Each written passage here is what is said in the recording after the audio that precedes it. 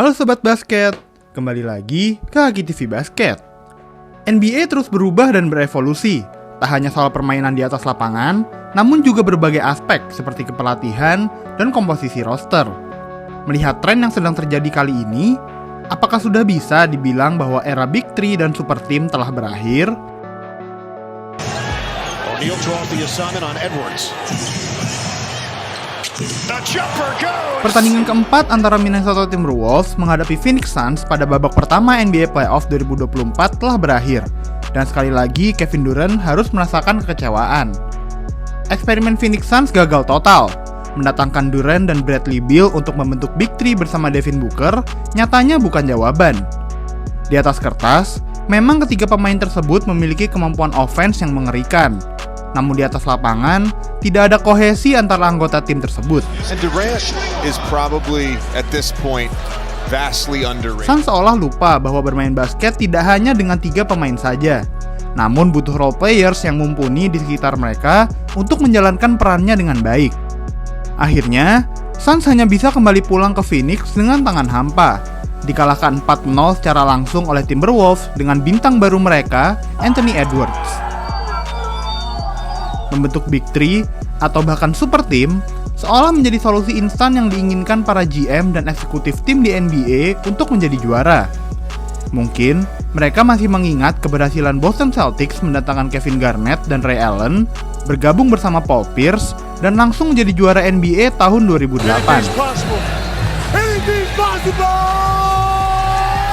Atau ketika Miami Heat mengguncang dunia NBA dengan menggabungkan LeBron James, Dwayne Wade, dan Chris Bosh di tim yang sama, menghasilkan 2 gelar juara NBA dan 4 penampilan di NBA Finals secara beruntun. Pada tahun ini, eksperimen yang sama juga dilakukan oleh Los Angeles Clippers, yang telah memiliki salah satu duet terbaik di NBA, yaitu Kawhi Leonard dan Paul George. Masih merasa belum dapat mencapai potensi terbaiknya, Clippers mendatangkan 2 mantan NBA MVP. Yang pertama adalah James Harden, yang memang saat itu mencari tim baru setelah bersitegang dengan Philadelphia 76ers. Selain itu, Clippers juga mendatangkan Russell Westbrook, yang masih mencari tim yang tepat untuk gaya bermainnya yang eksplosif. Untuk sesaat, keputusan Clippers tersebut terlihat brilian. Tim tersebut terlihat bermain dengan baik, dan keempat bintangnya menjalankan perannya masing-masing, lolos ke playoffs, dan menghadapi Dallas Mavericks pada babak pertama. Namun lagi-lagi masalah cedera menghantui Leonard. Harden dan George menjadi 2 pemain yang cukup efektif, Westbrook justru mengecewakan, dan Clippers disingkirkan Luka Doncic dan Mavericks dengan skor 4-2. Bahkan dengan 4 bintang di tim pun, Clippers masih tidak bisa melaju lebih jauh pada playoff 2024. Dan sekali lagi harus memikirkan apa yang harus dilakukan dengan komposisi tim ini ke depannya. There's already been 1 second chance basket here in this quarter. By the Clippers, there won't be another one. Harden lost the dribble.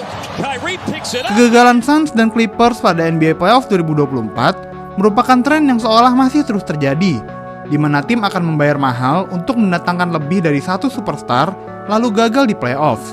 Kevin Durant tak hanya gagal dalam super team yang dibentuk Phoenix Suns ini, namun pada tim sebelumnya ia juga mengalami hal yang sama. Durant bersama Kyrie Irving bergabung ke Brooklyn Nets pada 2019 lalu dalam sebuah proyek yang ambisius. Lalu pada 2021, James Harden juga mendarat di Brooklyn membentuk Big Three. Namun ketiga pemain ini sangat jarang berada di atas lapangan dalam waktu yang sama. Hanya dalam 16 pertandingan saja, dan mereka tak pernah lolos ke final wilayah timur. Pada akhirnya, Harden pindah ke Philadelphia 76ers, Irving bergabung ke Dallas Mavericks, sementara Durant berlabuh di Arizona bermain untuk Phoenix Suns. Selain itu, tentu kita bisa mengingat apa yang terjadi dengan Big Three terakhir Los Angeles Lakers, yaitu LeBron James, Anthony Davis, dan Russell Westbrook pada tahun 2022. Untuk mendatangkan Westbrook, Lakers harus melepas beberapa role players-nya dalam trade bersama Washington Wizards, yaitu Kyle Kuzma, Montrezl Harrell, dan Kentavious Caldwell-Pope. Padahal, pemain-pemain tersebut memiliki peran penting untuk Lakers saat meraih gelar juara ke-17 mereka pada tahun 2020 lalu.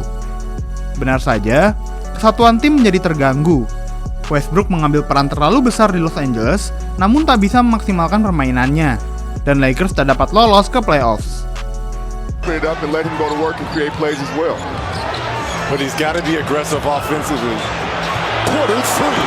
Dari berbagai kasus Big Three maupun super team yang gagal dalam beberapa tahun terakhir, sebenarnya ada pembelajaran yang dapat diambil oleh para GM dan eksekutif di NBA. Dan nyatanya, dari beberapa tim yang sukses, juga masih memiliki komposisi roster tim seolah Big Three di timnya, namun dengan cara yang berbeda ketika dibentuk. Satu hal yang kerap dilupakan oleh para GM ketika membentuk Big Three secara instan adalah peran para role players, sehingga mereka melakukan kesalahan dengan memberi kontrak mahal pada superstarnya. Padahal dengan role players yang baik, para superstar di tim tersebut juga akan terbantu dan semua fokus pertahanan lawan tidak akan hanya terpusat pada bintang-bintangnya. Tak lupa juga dengan staf kepelatihan yang mumpuni, sehingga bisa memaksimalkan pemain sekaliber apapun itu, baik superstar maupun role players di dalam tim. Kita dapat mengambil contoh pada dua tim yang bertemu dalam babak kedua playoff 2024, yaitu Minnesota Timberwolves dan sang juara bertahan Denver Nuggets. Minnesota Timberwolves saat ini juga memiliki Big Three, yaitu Anthony Edwards dan Karl Anthony Towns, dua pilar tim yang mereka draft, dan Rudy Gobert, 4 kali Defensive Player of the Year yang mereka datangkan dari Utah Jazz. Timberwolves memang mengeluarkan cukup banyak aset untuk mendatangkan Gobert, namun saat ini mereka membangun timnya di sekitar pemain yang mereka datangkan sejak awal, yaitu Edwards.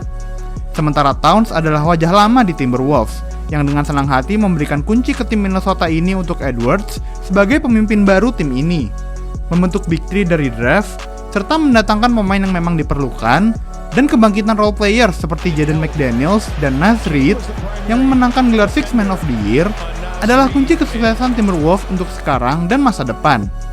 Sementara di Nuggets, pelatih Mike Malone telah menemukan formula yang tepat untuk memanfaatkan duet superstar mereka, yaitu Nikola Jokic dan Jamal Murray. Jokic selalu bermain di level MVP, dan Murray yang terus menggila di babak playoffs dipertemukan dengan role players yang membuat tim ini seolah terlihat seperti super team. Sebut saja Michael Porter Jr. yang dalam seri menghadapi Los Angeles Lakers pada babak pertama playoff 2024 menjelma menjadi pemain yang dapat diandalkan ketika tim membutuhkan skor di waktu-waktu genting. Atau Aaron Gordon, sang high flyer yang juga membentuk duet yang sulit dihentikan bersama dengan Jokic, di mana Gordon selalu bisa menyelesaikan operan-operan Jokic menjadi poin. Dari kedua tim tersebut, terbukti bahwa Big Three atau super team tetap bisa dibentuk, asalkan tidak gegabah dengan mendatangkan superstar melalui kontrak mahal, dan tetap melengkapi tim dengan para pemain yang memiliki peran penting. Bagaimana pendapat kalian tentang kelanjutan Big Three dan super team di Liga? Tulis di kolom komentar ya. Jangan lupa like dan subscribe ke channel Haki TV Basket agar tak ketinggalan video-video seru selanjutnya.